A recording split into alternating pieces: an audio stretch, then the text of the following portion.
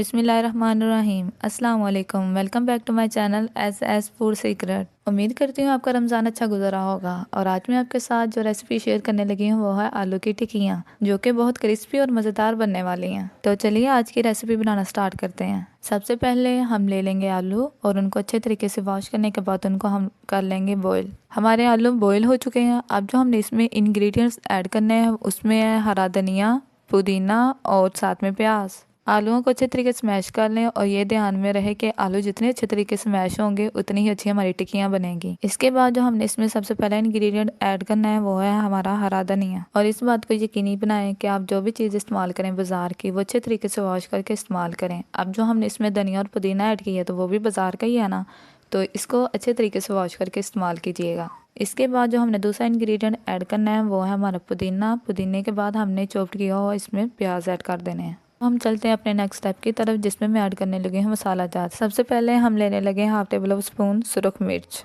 फिर ऐड कर दें हाफ टेबल स्पून खुश्क धनिया और साथ में नमक। और इसके बाद इसमें ऐड कर दें 1 टेबल स्पून दादर मिर्च। आप अपनी हस्बे ज़रूरत सब चीज़ें ऐड कर सकते हैं। अगर तो आप स्पाइसी खाना पसंद करते हैं तो फिर ज़्यादा मिर्च डाल लें। अगर आप स्पाइसी कम खाना पसंद करते हैं तो फिर अपने लेवल को कम ही रखिएगा।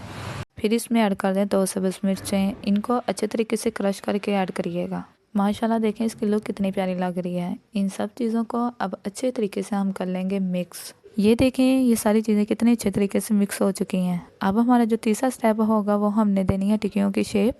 तो फिर चलें काम स्टार्ट करते हैं हम।